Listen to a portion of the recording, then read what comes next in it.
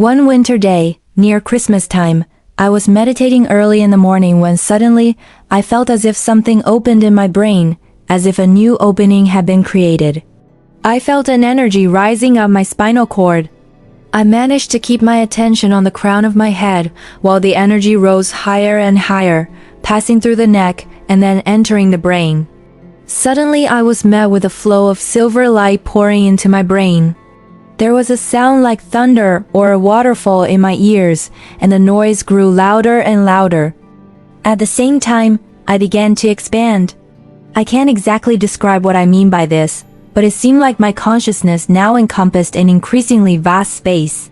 I felt like I was leaving my body behind, projecting, extending throughout the universe. My body became more and more faint, and I could barely hear the street noises. I was completely absorbed in the vision unfolding before me. It was a vision of silver brilliance, alive and vibrant, conscious and extending all around me.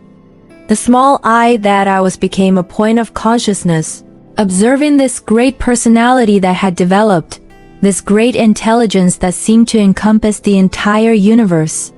I felt like a small cork floating on an ocean, yet aware of the entire surface of the ocean. I felt myself expanding and expanding, and this expansion was accompanied by an indescribable happiness. I found myself in a state of jubilation, happiness, and ecstasy like I had never experienced before.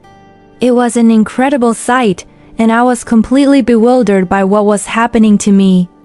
This is the account of the first sudden awakening of Kundalini energy experienced by Gopi Krishna. At the age of 34, Gopi Krishna was an Indian yogi, mystic, teacher, social reformer, and writer. He was one of the first to popularize the concept of Kundalini among Western readers. He also founded the Kundalini Foundation in Jammu, India, which provides a scientific basis for the practice of Kundalini. According to him, he had a few similar experiences later on, followed by a period of personal instability.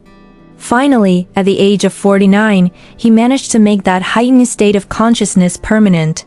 In the following minutes, we will explore the mystical connection between the pineal gland and the spiritual awakening experienced by ancient masters and enlightened beings.